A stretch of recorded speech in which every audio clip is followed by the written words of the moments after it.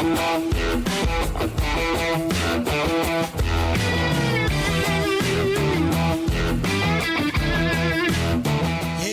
to Coast, brought to you by the wonderful team at West Coast Health and High Performance. Don't forget, come in and see Tex and the team. They do it all. You can visit westcoasthealth.com.au. Big show. The boys are in position. We have got a huge show. The mid-season awards. We've got our best starting 22 over the club's history and the top 5 Eagles of all time. And the two men to wax lyrical about that, of course, the WAFL winning captain, and it's nice to say that, Hamish Brayshaw, and of course Oscar Allen coming off the bye. Welcome, boys. Yes, great to be back. It is. Congratulations, Sam. Thank you very much. Huge result on the weekend. Big win. I was in fine form with a number of the fellow AFL boys that weren't participating, and just tell us about the game for those who weren't watching or weren't following the live stream. Well, yeah, mate, we got the monkey off the back, more like a great big dirty silverback gorilla. But yep, we were 0-8 going in, and now we're 1-8. So we got the win against probably the best team in the comp, I think, and the best team the last 10 years. So we were back and forward, and I think we were up by 30 points with like 2 minutes to go in the third quarter, and they ended up bringing it back, and it was within, I think they took the lead for a bit in the last quarter. So just a back and forth game against a team that for a long time has never gone away, and that's what they're about. But it was an arm wrestle, and we did get over the line in the end. So very, very good scenes post game. They're one of the teams that are never going to go away. No. You look at the comparison of, for a long period of time there was a discussion, Subiaco Lions WAFL team, do they beat the worst AFL team in the competition? Well, so there's a conversation that they're probably, over the last 10 years, have not only been the best WAFL team, but the best team outside of the AFL. The best state league team. They're just a machine. They don't know how to lie down for it, Goss, you probably know more than I do, but I can't remember a game in the last 5 years where they've been clipped, or there was a stretch where they lost 2 games in 4 years, and it was to basically Fremantle playing for Peel. It also is club-based too. It's what happens behind the scenes. It's the professionalism of the group. There are blokes playing resis who would walk into any other WAFL team as well, so their depth is really strong. Interesting, I was getting coffee Saturday morning. A bloke said to me, "Are you going to the game?" And I said, "I'm calling it the WAFL live stream." And he goes, "I've just seen online, always gamble responsibly, hashtag, $15 West Coast, $1.01 Subiaco. Head to head. Well, I'm not sure who looks after those odds, but all you had to do was be following West Coast Eagles on Instagram to know Luke Shuey was playing, and that should just almost put it even Stevens. And the writing on the wall, the previous game, before the WAFL bye, where you played sensational and probably should have beaten Claremont. Anyway, I'm not the guy in charge of the odds, and we do say gamble responsibly, but that was a bit gamble responsibly, but fill your boots on the West Coast Eagles. Speaking of boots, great return by the great number 65. Yeah, tremendous. Don't know that we'll be having him in the WAFL for too much longer, but I say it every week about AFL players coming back. When you get some good guys coming back, it's just they're too good for this they're too good for this level. But I say that about guys who have played 40, 50 AFL games, not a Norm Smith medalist who's won a premiership and played over 200 and is the captain of the AFL team. But he was just a class above. He played 67 minutes, had the ball 22 times.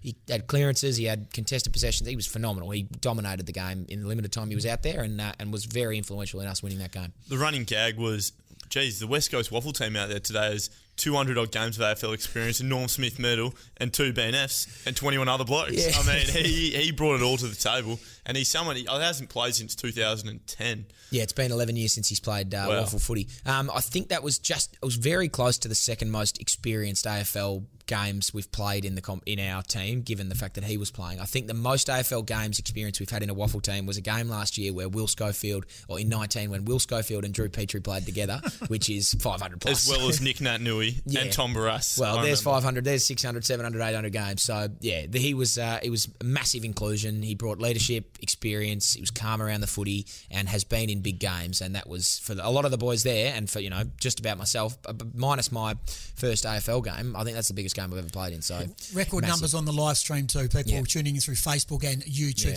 Thumper Bandy going off Cocoa Bananas. He was up and about with Thumper, no doubt about that. Were you a bit nervous in the closing stages because when I think Hug kicked the goal, you got 11 points in front. Then they whisked it out of the middle straight away and got a goal, and no one had any. No one, even speaking to Praddy, no one had any idea of the time clock and what's going on with the time in WAFL. No one ever does, apart from the 2 timekeepers who sit distant away. Were you conscious of them coming and how long left? Well, I was. I mean, we were two down on the bench. So Jalen McGee, not actually sure what his scan results are, but looks like a pretty serious knee injury. And then Connor West hurt his ankle at the start of the last quarter or late in the third. So he was out. We were two on the bench. And they were coming. The ball was getting inside their 50. They were winning centre clearances. And when Huggy kicked that goal, Breno came out as a runner, and we were asking him how much time's left. He's like, I got no idea, and had no clue what time was left. And then there was, I think, a missed tackle or something, but we could have had a stoppage. But they kicked a pretty quick goal within 30 seconds or something of Huggy kicking that one. So when Hug kicked the goal, I thought to myself, we're going to win this. And then they kicked the goal, and I was like, geez, we still got to go. Anyway, the ball was, if you watch the footage, I think they were 3-on-1 and someone's fumbled the ball. So they very easily could have won the game when the siren blew. So good timing all round, but very, very nervous, yeah. And just on a personal thing, and I've seen all the socials and I've seen all the pictures and I saw your post-game reaction and when you kicked that goal as well. You've had to come in here and you've had to do the WAFL review. Yep. And you've had to wear some pretty bad results over the journey. Yep.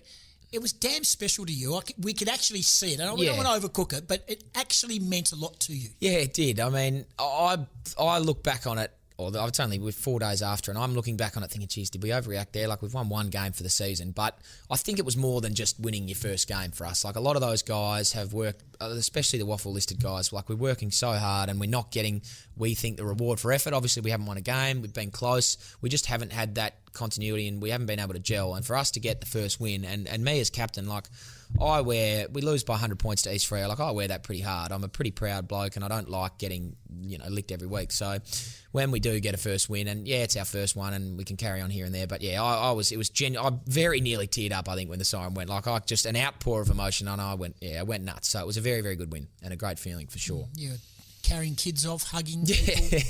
You're on fire. Yeah, no, very good. And I sung the song with a bit of passion too. Just about lost my voice and passed out. But anyway, you get that. Yeah. Yeah, no, good win. Now, the big debate since that game was Vards, and we made mention of it. Thumper in the live stream made mention of it. Vards taking the mark against Claremont on the wing, and then the Chi on the goal line against Subiaco. Yeah, I think Cheese was better. Really? Yeah, I do. Vards was massive, but Chi, I don't know what it is about him up there, but he just looks like it's just massive. Vards, you could see the whole thing. Chi's camera angle wasn't great. That's where I'm going. The problem with it, there is no camera angle of it being taken well. Yeah. And Vards has got the perfect camera angle for it. Well, like I ticked up at Huggy when he had that mark and then turned around and was, running back to get to the crumb of that ball. So I saw Chi and the footage doesn't do it justice. Like, he was up high. I mean, there's a weird camera angle that sort of shows him getting up there, but it's so many players around that it's congested. He was massive, so I think that was better. In a tell-all, Vards will win Mark of the Year. Yeah, I think he might do just because of the vision. But I think Vards was so high. Like, he was. Well, he's a ruckman on a ruckman. Huge body above everyone else. Cheese, a mid-sized forward on a ruckman. But anyway, they're both phenomenal marks. But I personally think Cheese because I was so close and watched. Chi was distressed when he found out there was no close-up. Yeah, almost more distressed than what Thumper was, who was calling for the close-up, and then we got told there was no close-up. Yeah. But anyway, it was a great mark, and it was over the top of Bailey Williams. Simo said Vards. Yeah.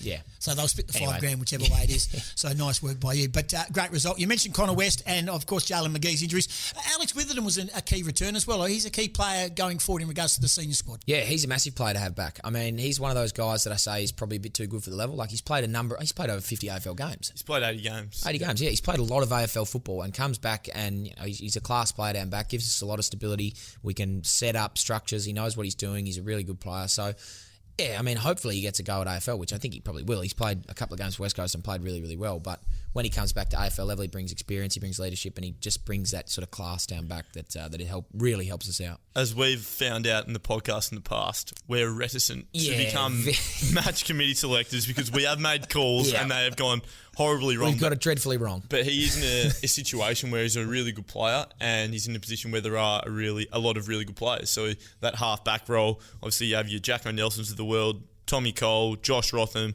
Luke Foley on the weekend, Shannon Hearn, Brad Shepherd, and then you add Witherden in, Liam Duggan, if you want to. So I mean, obviously we're going to talk about it later on. Our best 22 of all time. There's some players at the back line. I think we've got West Coast have got such a good list of backs over their time. It is just scary. And I mean, right now we've got backmen that would fit into any team comfortably and and he's just, unfortunately, he's missing out. So, and a teaser for that 22. There are a few current players in the all-time best Eagles 22 of all time. Yeah, in a tell, I've got a couple as well. So anyway, we'll get to that later on. But yeah, he's great, and we get a couple of other players that come back, like Brendan Archie. We said before, Jared Brander comes back. These guys are good AFL players that, just because of the nature of our team, have to play WAFL. So you have intimated, of course, our starting 22 still to come in Coast to Coast. The best 22, the starting 22 in position from the journey of the footy club, and then the top 5 Eagles. And you've had to do some reconnaissance on this. I have. I wasn't an Eagles fan until 4 years ago. And in Victoria, you don't get a lot of coverage. I mean, there's obviously the flags in 05 and 06 that they were in. You get a little look around that. And when they were good in 15 and made the flag, there is coverage in Melbourne. But I wasn't alive for the first. We said before there was 3 pretty distinctly good eras of West Coast Eagles football. And so you have a lot of players to pick from that I didn't really see a lot of playing, and have had to do a little bit of stat research and talking to guys that were around. But yeah, I think I've come up with a pretty reasonable 22 medical sub and 4 emergencies. When it was put out there, Oz, you sort of went into a bit of a spiral. You went into a bit of a panic mode. I did. So I've been a West Coast fan my whole life, as you all know. And I found out last night, well, obviously I knew that we were doing, originally it was the top 5. And I had my top 5 all week. I spoke with Andrew Gaff, Shannon Hearn, some senior players who had mature heads and could think it through. And the 22, I was actually in the tub when I was informed last night that we'd be doing a 22, and I couldn't get out the tub because I was so focused on having my computer and my phone with each individual player I had in consideration. Yeah. I used the old, the Eagles' 25th year anniversary, their greatest 22, best team, and then kind of integrated some current players into that. Also, I feel like there were some players in that side that should not have been in that side, so I've adjusted. And it took me, I reckon, you and me 2.5 hours with chatting about this is a really tough position. What are you thinking? Well, and I don't actually know your team. We left a couple of things. We had a little chat about a few players, but we've left a few things quiet. So I'll be interested to compare when the time comes. Yes. Well, I don't know if anyone knows, but I think Willie Rioli returned to the club this week. Did he? Yeah, I would. I mean, unless you're living under a rock, you probably didn't know that. But no, he's back. And he's back. I watched him this morning from open training, first open training in 2 years, which would have been great for you, Oz. But I was upstairs watching it and watching his pre-game, like goal kicking, and he was doing crumbing with the small forwards. He hasn't lost a step. No, he looks in great nick body-wise, and he seems really happy mentally. And I think that's the most important part. Yeah. Obviously, we've got this next 8-week period where we're going to build up his fitness, and I suppose you just earn the trust back in the playing group and really get to work. We're looking forward to it and just reconnecting with him. It's been a long 2 years, and I'm not sure what the percent is, but a lot of guys in the playing group have never played with him or even met him in the first place. So it's really important for him to connect with those guys, which I'm sure he'll do over the next 8 to 10 weeks. Yeah, I mean, my personal opinion of the whole situation is it's done, and now he's back at the footy club. And I just can't, I'm so excited to watch him play again, because I've said this a number of times to a fair few people. He's probably the most skillful and most talented player I've ever played with or ever seen play. I mean, obviously I haven't seen a lot of older guys play and me playing with certain players. I just remember a training session at Subiaco in a match sim. The ball was kicked over his head and Tommy Cole was on his hammer. Fast player, Cole, like quick. They were running, sprinting at the wing, one-on-one, ball dribbling end over end in front of him. Willie's taken one step over the ball, soccer kicked it with his right leg, like behind his leg, turned inside and just picked it up clean and run on. And Coley was just sort of left there like, what on earth has just happened?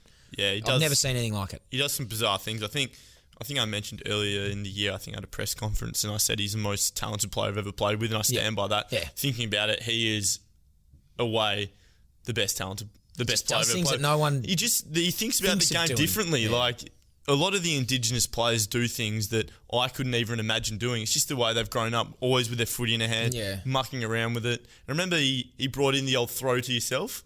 Throw the footy to yourself and always had it bouncing back to you, and now we do it as like a drill. Everyone has to do it to learn how to do it. Yeah, be like Willie.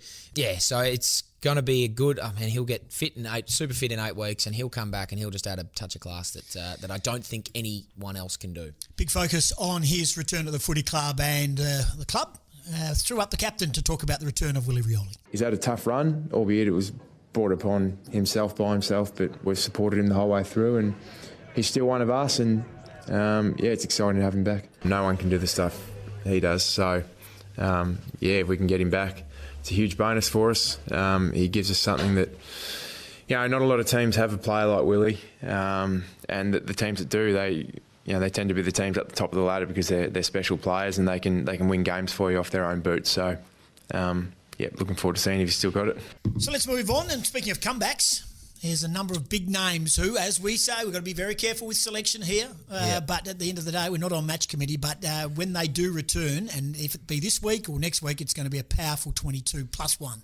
Well, yeah, there's a couple that I think we can say with some relative certainty this week. Luke Shuey, I mean, if he gets dropped on our word, then that's not on us, I don't think. Gov, Kelly, if they're fit, they'll play. Shep, if he's fit, they'll play. And then there's a few others here and there that'll come back in, but that's about as much as I'm willing to say. I agree. That's very well handled by you. But in a positive note, the depth in our WAFL side will continue to build. So which is awesome. There's been a lot of young players that I think it's shown how well they performed in the last 2 weeks with some injuries and probably in the last month, how well our WAFL program is going in developing these young players. We're probably not getting the results we want on game day in terms of wins and losses. Yeah. But Luke Foley, Harry Edwards, Luke Edwards have come into the side and played really well. So it just allows us to think, well, we might not be getting the wins and losses on the board, but we're developing these guys into good AFL players that when these guys do retire, your McGoverns and hopefully in the long period of time, these guys will be ready to step up to that next level. Yeah, well, there was a lot of talk and conjecture in the media and the papers about how well our WAFL team was doing that and whether it had the ability, getting smacked every week, to develop these young players. And I've said it a couple of times this week, but the last month of footy has shown, and with Luke Edwards going up and playing, and Harry Edwards, Luke Foley, these guys going up to AFL level and playing well, I think that just sort of gives a bit of confirmation to the legitimacy of our WAFL side and how it does develop players to be that at a level to play that sort of footy. And I think now that they're coming back and the health is good, that'll only continue. So very excited to have those blokes back. And as I've said before, and we'll say again, we'll welcome them with open arms. Yeah, and the purpose of the WAFL Eagles team is for when the strength of your AFL team is at its best, that they come back and they play a system that they're all familiar with. Absolutely. Get miles in the legs and get ready to go. And as you've mentioned, those blokes who would not be out of place, Foley and the two Edwards boys have been simply outstanding at the top level. When they come back, that's a bonus again. They're going to be playing good footy. So, totally agree with you, Hammer, and it does silence a few out there. JK's just got a lazy 20 to give up for the Cyclone Saroja Fund up at Northampton for the old Rams. Yeah, excellent stuff. I think the Lord, I can't remember who I was speaking to. The Lord's Mayor appeal was going up for that area, but with the tourism around Kalbarri, a lot of it was being focused up that way, and he, obviously being a proud Northampton fella, he wanted to put a bit of money back into that community, so just reached into the ashtray and grabbed 20 grand and whacked it up there. But no, very good on him. Yeah, great to see. Yeah, Big Barge Lock here, former West Coast Eagle, running the whole thing, and there's an auction if you want to get onto Gala Bid, AFL Rams, and have a look, and you still make some great West Coast Eagles and sporting memorabilia as well up there. Interesting enough, Harry Taylor, of course, was getting $1,000 from local businesses per goal in the game on the weekend. How many did he kick? I think he kicked 11, didn't he? He kicked 4 to 3/4 time, and JK got out there and gave it to him. He said, mate, put your oars in the water because there is money for the Cyclone appeal. He kicked 6 in the last quarter, but he kicked 10-6 for the game, so they counted the 6 points as a goal. 11,000. Wow, Jeez, that's awesome. Yeah. Well, the other team must have been feeding him. Surely they must have just been there you go. If the game's over at 3/4 time, well, let's feed the big fella. Aussie. Well, I just say I said the same thing. It sounded like the opposition said, "Well, we'll just gift you goals in the last quarter, H, and kick 6." But according to Barge, who was very, very firm on it, they played 3 on Harry Taylor in the last quarter, 3 at one time to try and stop him from scoring. So they're really bad people, and they don't want they don't care about the Northampton community. That was me. I would have happily lost by 100 points and given him 20 in the last quarter. That is Brendan Favola at Etihad in the last game against of the year, Hawthorn. And Clarko's put 4 blokes on him. That's that territory, which we don't love.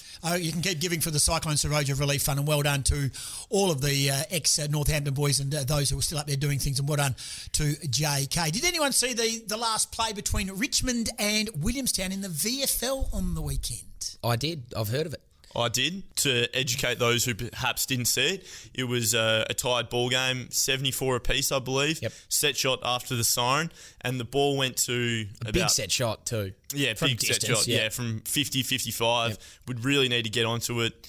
It landed about 2 to 3 metres short, and one of the So the Williamstown players was having a shot, and one of the Williamstown forwards punched it through for a behind, and they're all celebrating. We won the game by a point.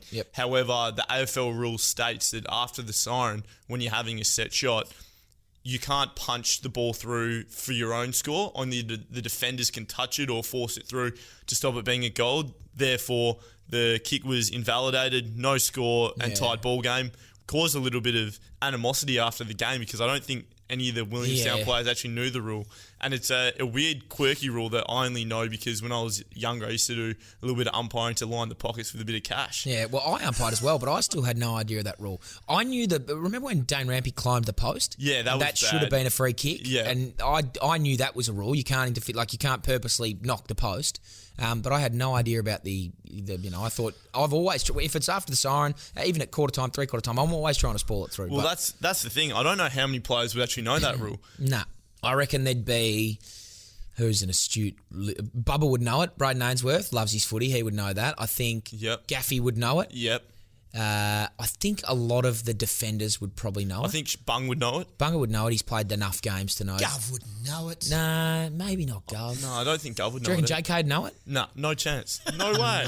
JK'd be trying to punch it through. Who else? So did on the day, I didn't see it, but did the umpire pay no score? Yeah, instantly he just went no score, He no knows score. the And the rules. Yeah, he knew the Williamstown rules. players were celebrating. Yeah.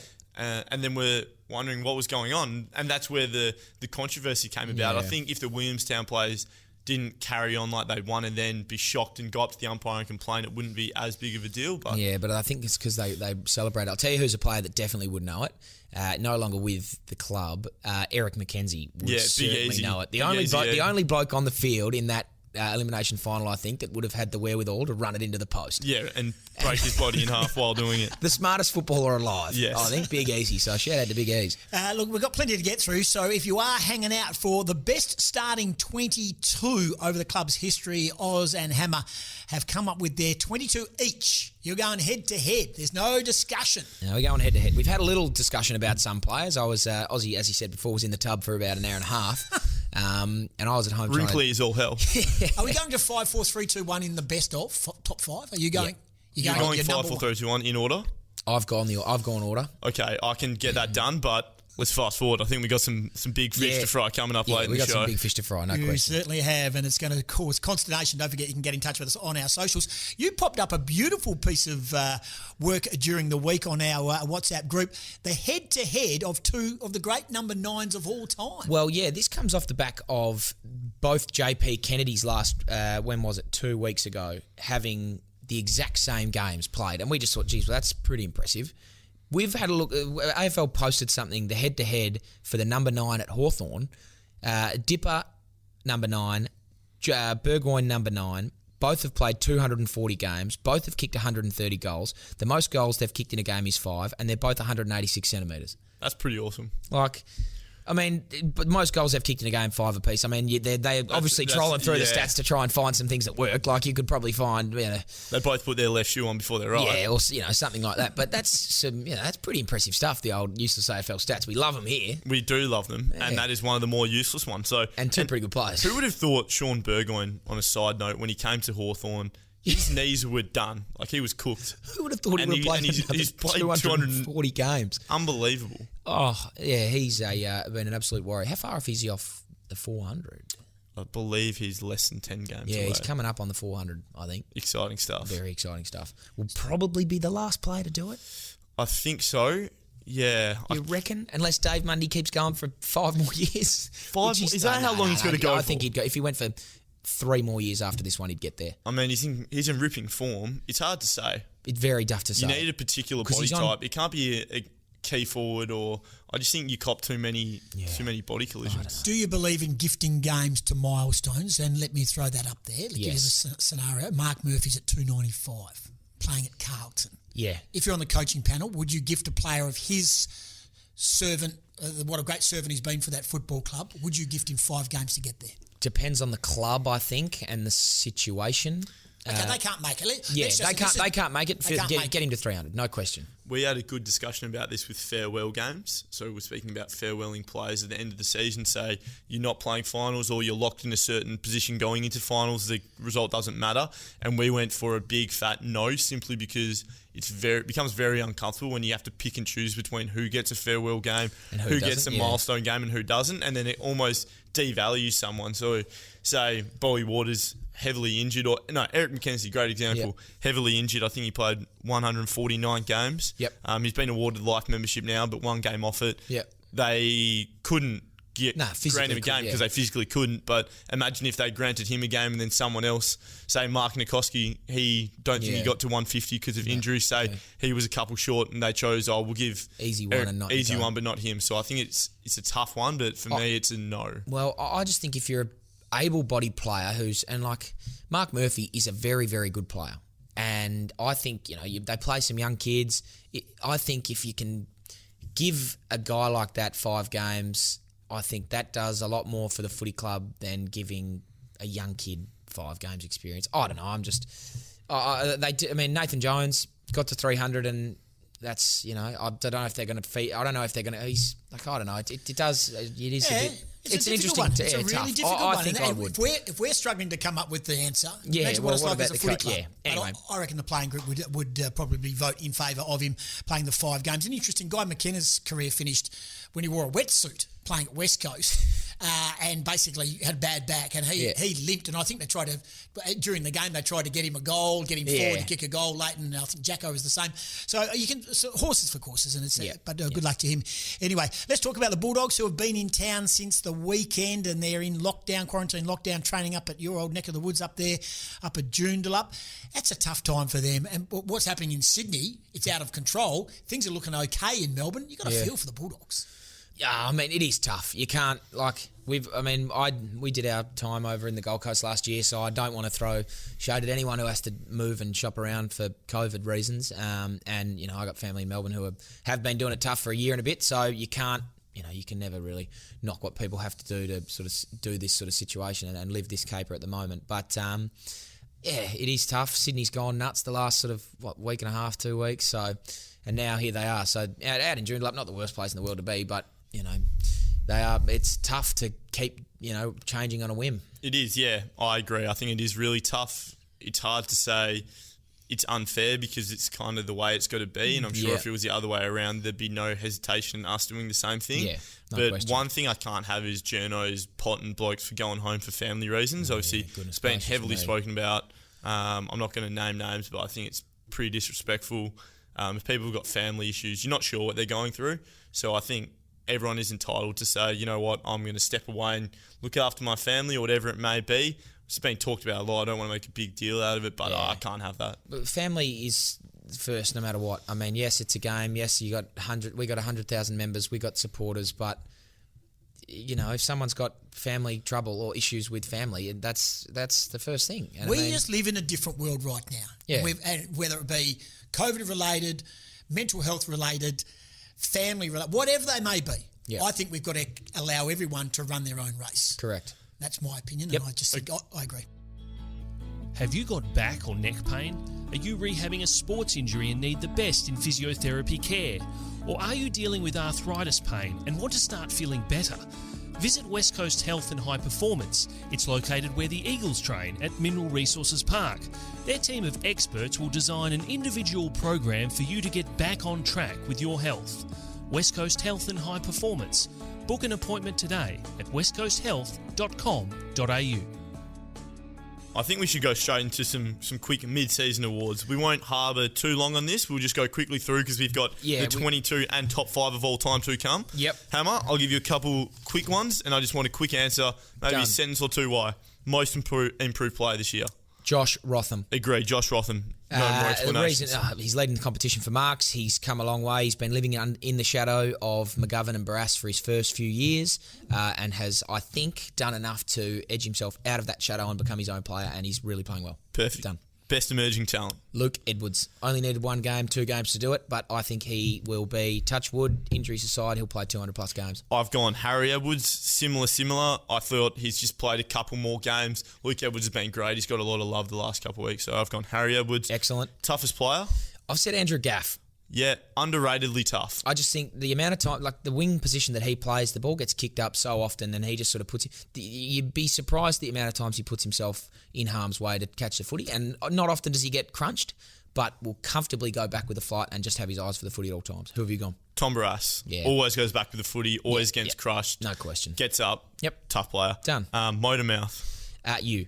Me? I've gone Jermaine Jones. Yeah, well, it's tough for me. I'm no longer around the change rooms all that much. You hear me talk a lot as well. You can hear you from a mile away. So, JJ's pretty fair. I don't know. Pretty Liam fair Ryan one. might be a late contender. Yeah. He's when he wants to be. He gave it to the assembled media for Willie's return earlier in the week. Yeah, Channel 9. He gave a little bit of a serve to him about, have you got enough tape? You got enough in other tape words, you got after enough filming vision him of for Willie? an hour and a half. Yeah, Very unlikely. Yeah, well, Liam would be up there if you had a laugh. If you had laughing in there, laughing he's a loud mouth, laugher. he just laughs all the time, and everything's funny to him. And then best clubman. Liam Duggan. Yeah, I went Teddy Roberts after the. Yeah, good on you, Teddy. Proud of we you. love Teddy. Now that was a quick mid-season awards, and we are just pressing on. But all those blokes are pretty deserving. We don't have any awards for you because this is a podcast, so enjoy the little bit of adulation. Before we get to our starting 22 of the history and, of course, 5 top Eagles, we do want to mention Gary Rowan's kick after the siren. So Gary Rowan kicks the goal after the siren. Mishit it too. It's heading right. It comes back Swings left. Selwood says he's played there for 15 years and never seen the ball do that. Never. Okay, let's talk about this. If you had to have 5 players in order taking the last shot after the siren to win a game, Hammer, who would it be at the club? We can wax on, wax off here. I would take Luke Shuey as my first. Did it in a elimination final. No more clutch situation. I'd have him take it first up. I'd go JK1 for me, but I'd have Shuey 2. Okay, so 1 interchangeable, 1, 2 done. 3, I'd take McGovern because he's done it before. Yeah, similar to Gary Rowan. Gov absolutely bellied his. It doesn't matter. But it went through. I think you just can't argue with the body of work. Yeah, I agree. McGovern 3. Dom Sheed 4 for similar reasons. Once again, same. And then I'd take Jack Darling 5 just because he's got the best set shot at the club. This is a good talking point. Jack Darling, the most, I'd say consistent. He's the most consistent set shot in the comp, and from 0 to 30, unbelievable.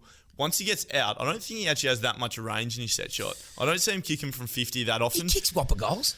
Does he? Yeah. Does he? I think he does. Anyway, who would take him Other with thing 5? is, he might play on and the siren go and try and dribble it. Not too much between the ears for JD. I can say that underrated set shot, Jamie Cripps. Yeah, Cripper. Yep. Cripper's good set shot. I'll go Cripper number 5. Oh, done. There you go. 1, 2, 3, 4, 5. Wow. I think you get a body of work with 4. You got 4 blokes that have done it, been there, done that, and then 5 you go for your life. All righty, boys. So you were thrown the challenge this week on Coast to Coast to go back through the annals and come up with the starting 22 in position. Now, this is between you guys. Let's work our way through it. I've done one, but I'm not mentioning mine. I've done mine for my own peace of mind and to have a debate with you. All righty. From the old days, I don't know if you remember, back in long before you were born, lads, on the Thursday night on a radio station in Perth, they used to have the WAFL teams.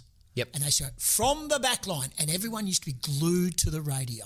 It was great viewing, and we are going to follow suit. Well, here before you do that, are we going line by line? So yes.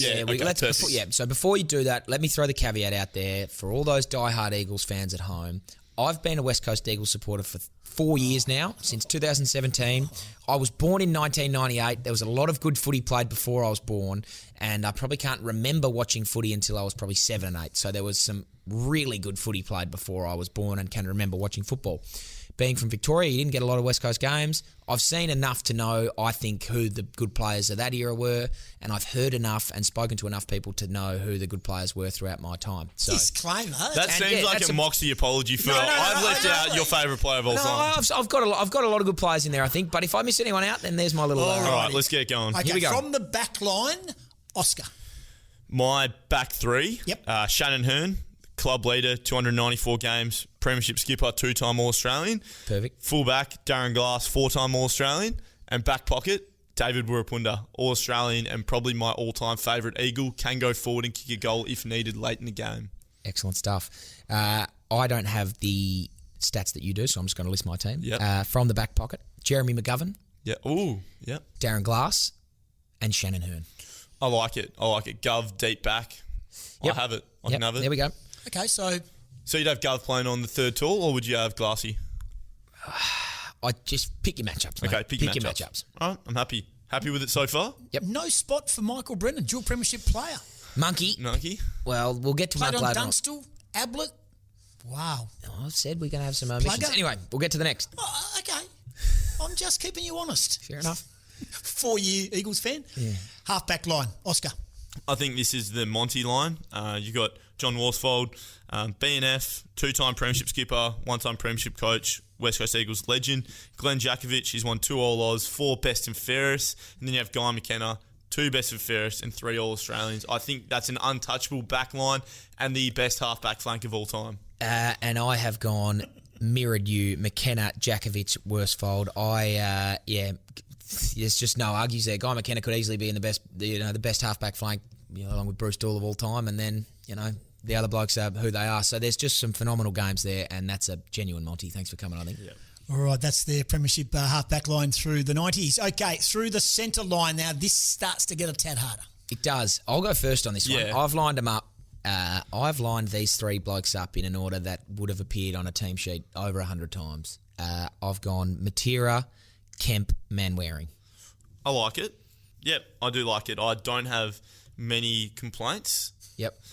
Peter, by the way. Yeah, I've gone Peter Matera, obviously 5-time All-Oz, Norm Smith medalist, BNF, Indigenous Team of the Century in 2005. I think that's a big one. Yep. Cuzzy is my starting centre. 6 times All-Oz, 4-time BNF, Brownlow. You won Goal of the Year. I didn't know that. Huge. So, good on you. And Chris Mainwaring, 2-time All-Australian and the best clubman's named after him. Yep. Fair enough. Enough said.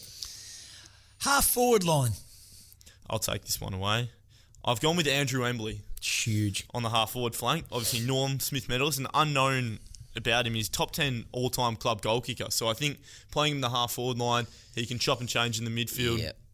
Josh Candy, centre forward. Say no more. 2 Coleman, 7-time leading goal kicker, 3-time All-Oz. Say no more. A goat. Yep. And then I've gone Chris Lewis. Yeah, huge. He won a BNF, an All-Australian, and he was also in the Indigenous Team of the Century. And your guy, you love him. Yeah, I love Chris Lewis. Yeah. Magic man. Yeah, Righto. very much so. No argument. You're the same? I'm not the same. I've gone Andrew Embley. Okay. I've gone Josh Kennedy. Yes. And then I've gone, and speaking to a few people, you didn't like this. You won't like this. I've gone Ben Cousins on the half-forward flank. I hate this. You How hate is he this? not in your starting midfield? Ben Cousins, I think, was one of the first blokes to be the 5th midfielder. As a half-forward, played a lot of footy on the half-forward line, goes up in the midfield, dominates, plays on blokes and runs them off their legs, and I'm picking a team to win. He's my half-forward flank. All right, yeah, I can take that. He's at least in the team.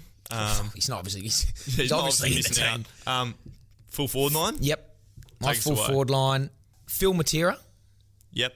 Sumic, and then the Frenchman Marc Lecras. Yep, exactly the same. I've actually got the same thing. I've got numbers and stats about all of them. Yeah, go for it. One interest. Okay, I'll go through. Lecker, his 3rd all-time goal kicker. He's won All-Australian, BNF, 2-time leading goal kicker at the club. Summer, amazing stats, right? 7-time leading goal kicker, same as JK. Yep. Somehow, he was never an All-Australian, including the year where he kicked 111 goals, 89, and he came 2nd in the Coleman. Who were the centre half forward and full forward of that All Australian year? I couldn't find it, but I did find out that he was 2nd to Lockett in the Coleman. So Lockett kicked 127 goals. That's a lot of goals. Summer that year kicked the most behinds ever in a season. And to put this in comparison, Lockett averaged 7.5 goals a game for the season, which is unbelievable. And that will never, ever be seen again. That's just bags every week. And then Phil Matera, criminally underrated, I think. He is an All-Australian and 5-time leading goal kicker as a small forward, including 65 one year. That is unbelievable. Yeah, that's massive stuff. Yep. Now, on to your ruck line. I've gone with the best ruckman of all time, undeniably, Dean Cox. 6 All-Australians, BNF. He's single-handedly changed the game and he's 2nd all-time in games. Chris Judd, controversial to have him in the starting mid, probably here for 5-6 years, but I think at his peak was probably the most prolific player we've ever had. He obviously won 2 Brownlows, premiership skipper. He had 2 West Coast best and fairest, goal of the year. And finally, I went with, now this is a very controversial point, I went with Matty Priddis over Kempy. Yep. Obviously, Pritter with the Brownlow, All-Australian, BNF. I like that he won a Sandover and had to toil away first before he got Love his that. run. Yep. He's 2nd in AFL history for tackles and considerably won for average tackles a game. The real difference is Kempy won 2 flags in a Norm Smith medal compared to a Brownlow. I went with Pritter. Thoughts? Yeah, I can't argue with it. You can't argue he's with a it, gun, yeah, mate. yeah. He's won a Brownlow medal and he's a star of the footy club, so you can't argue with it. And that's the thing about this team. I think there'll always be debate, but you can't argue. No. Like you put that player, they're gun. They're just tremendous players. So I'm worried I've put a couple of the old fans off by not including Kempy in my starting midfield. you were worried about that. Yeah, I was very concerned about it. Anyway. Didn't just win a Brownlow medal, Matt Prittis. He's the most Brownlow votes in Eagles history. Yeah, across his career. I mean, he he's was a gotta be in vote the getter. Yeah, has to be in the team. No, I think. I'd be comfortable with having him in the 18 Oz. I reckon you can rest easy. You can go back in the tub anyway, yep, and feel good about yourself. Alrighty. No, I still haven't done my. Oh, yeah, hang yeah, on. yeah. Your middle one. Obviously Cox, Yep. Judd. I've gone Luke Shuey. I've put Wow. Luke Shuey I've put Luke Shuey starting on ball. So- Premiership player. He's a captain of the footy club. I don't think you can undervalue being a captain of the footy Wow. club. I think that really helps. Norm Smith medalist, best and fairest winner.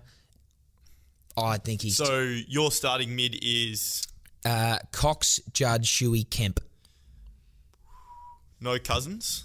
Cousins on a half forward flank. Okay. Interchange. Interchange. For me, Luke Shuey. Yep. Norm Smith medalist, 2 Yep. B and Fs. Nick Nat Nui. Yep. He'll run the No Oscar question. Allen second ruck. No question he full will, yep. forward program. I'd actually pick, if I got to pick which generation Nick Nat Nui. Nick Nat Nui. I'd pick his first All-Australian year when him and Dean Cox were both in the Playing team. together, yeah. And he kicked 25 goals, Yeah. chopping and changing. Yep. I'd also go Jeremy McGovern Yep.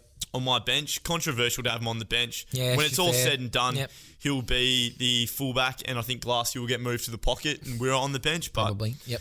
take it as it is. And then I've gone Daniel Kerr. Yeah, Kerr. My final bench Sure. spot. Yep. He's All-Australian. He's come second in the Brownlow twice, third once, Yeah, goal of the a year. gun, mate. And A I gun. have Kerr spitting through the forward line. Yep. Playing that high half forward role and then going into the midfield. Shuey through the mid, as I said, Nat Nui second ruck forward, and then McGovern down back. And who's your medical sub if you've got one? My medical sub is Kempy. Yeah, I sure. feel like it was Yep, really sure, stiff. Sure. Chop and change him or anyone else, any other midfielders, I think. But as I mentioned, Norm, BNF, all Oz, very, very, very stiff not to make the side. My interchange. But it counts as a game. So Yeah, it counts you as get a a game. matching. My interchange was Kerr, Nat Nui, Brett Heddy, and Elliot Yeo. Brett Heddy made your interchange. Yeah, bringing on across the half forward flank. And Yowie made the team And as Yowie well. made the team. I think Yowie brings flexibility. He was an Australian halfback flank, so He was. genuine star. And then my medical sub, I've gone with Jack Darling. And I know his career's not done at the footy club. He has already played 200 games. He has kicked a boatload of goals, and I'm picking a team to win, and he is a gun. Can I have your bench again just one more time? Kerr, Nat Nui, Brett Heddy, Elliot Yeo, and medical sub Jack Darling. So what, in the starting 22, what players do we have differently? In the back line, you don't have Wirapunda? No, I don't have where. So hang on, let's quickly do your emergencies. Okay. You got emergencies? I do Yeah. have my emergencies. Gee, unlucky if you're not in this squad. Yeah, sorry. boy. My emergencies, I've got 3 emergencies here, and they all have an asterisk beside their name because when it's all said and done, they will all be starting 22. in the Sure, starting 22. sure. And they are Elliot Yeo. Yep. He's one of 7 multiple best and fairest winners in club history, so very stiff not to be Yep. there. But I think when it's all said and done, he'll be No in the question. side, no questions. I've got Andrew Gaff and Yep. Jack Darling. Yep. They'll both play 300 games. Close to you. Gaffy's 2-time All-Australian, JD 1. Yep. JD's 4th all-time Eagles goal kicking, 5th all-time marks, and 6th all-time for Eagles tackler. And Gaffy is 2nd for kicks, 2nd for handballs, and 1st for disposals. Jeez, that's pretty good. So they'll all be in the final team. They're really stiff right now, but when it's all said and done, they'll be in the side. Excellent. And I've got Monkey Brennan Yeah. as the emergency. I was talking to. I mean, I do work alongside Jacob Brennan, so had a little bit of input in this. But we were talking about the best fullbacks in the club. He would probably be in. We're talking about it of all time, and it's his old man. He reckons he'd be probably in the top 40 all-time fullbacks across all AFL clubs, and might not even be in the top 5 at West Coast because of the players that we've. So he's been in a team where there's a lot. But I've got him on the emergency list. I've got Pritter on my emergency, and I've got Gaffy. So Chris Lewis is in your team, not Chris in Lewis mine, in mine, and so- so is Wira. Wira's not even on my. They're not even emergencies for And mine. no mention of Ashley McIntosh Well, yeah, it was him or Brennan for me on my emergency because you work and alongside. because I work along Brennan. Unfortunately, Millie misses out. So Wira Wirra and Chris Lewis not even a consideration for you? Oh, they were there. I've got them both down as honourable mentions. Crossed them off. Yeah, we do. Yeah, I mean, we do honourable mentions. We just about got a name all. Yeah. Anyway, for me personally, I was biased with Wirra. He's like my favourite player ever. Done, sure. And Chris Lewis, I think making the Indigenous team this century is a huge deal. Yeah. Now, coach, captain, and vice captain. So with coach, I've actually got some stats here. So we've had, I think we could say, 3 coaches which are for consideration. Well, 3 premiership coaches. 3 premiership coaches. You've got Woosha, who coached 281 games at a 53% win rate. Excellent. You've got Simo, who's coached 173 games at 64.7% win rate. Yep. And then you've got Mick, who was coached 243, Mick Moldhouse, of course. Yep. 243 at 64%. So Simo has the edge with the greatest win rate. Yep. Of all these 3 coaches, but I'm going to go with Mick Moldhouse purely because the first 2 premierships he was riding the ship. Yep. He's got an extra 70-odd games on Simo. Once again, when it's all said and done, Simo might be the greatest Eagles coach of all time. Could be, but very for easily. the time being, I'm going with Mick. My captain will be... This is a tough call because there are a couple... There's a few captains on There are a few captains, teams, but it's got to be Woosh, doesn't it? Got to be. It's got to be Woosh. I mean... Probably one of the greatest clubmen in Eagles history, and vice captain. The medal's named after him. So. Yep. And vice captain will be Glassy. Yep. Well, my captain and vice captain are the same. I've gone Woosha and Glassy. Okay. And I was similar to you in thinking there's 3 coaches that were up for consideration, and that was quickly changed to quickly changed to 2 because one of them delisted me. So sorry, Simo. Stiff. But I was in the room, so I played Subi this week. We were in the East Perth rooms and looking up. There's a couple of captain coaches. Barry Cable was a captain coach in a premiership team. There was a few of them up there, and I really like the idea. COVID cuts, you got to slash the salary. Probably don't have enough to pay Mick. Whoosh, you're already playing. You're my captain coach. I love it. So I've captain coach John Worsfold. That is awesome. Anyway, that's our team. Tell us what you think. I think we did a pretty spot-on job. The main... differences between our teams, obviously, I had Wirra, Chris Lewis. Yep. And who did you have? You were your 2 that you haven't said to me. I had Brett Hetty and Elliot Yeo in my team, and you did not. Right. Pretty similar teams. Yep, pretty similar teams. Very close. Yeah. Very close. What do you think, Goss? Pretty happy I'm with happy the teams? with it. Look, it's one of those... Yeah. You can't please... No, you can't please everyone. Yeah. It's like comparing racehorses and golfers and basketballers and teams. It's very difficult to do. But I think you did an excellent job. The research, boys. Yeah, we do our best for the podcast. Yeah. But as you said, it's your favourite player. It's who's... If you were around enough... So we use Monkey Brennan for an example. If you were around during that era and watched him play footy... You'd be like, well, of course he should be in there because he was a star. And, but if you get an affiliation with a player, you put him in. 100%. So, and Monkey wasn't as good a footballer as Darren Glass or Jeremy McGovern or probably Tom Barris. But the era that he played in against the 3 absolute bona fide full-forward stars in Lockett, Ablett and Dunstall, that was his every week. Yeah. We were going to mention our top 5 Eagles, but boys, I reckon we've got enough to chew down on in regards to our best 22. So let us know on our socials, our coast-to-coast top 22 for the boys. We might even throw it up there somewhere on our socials, your 222s, of course, and medical subs as well.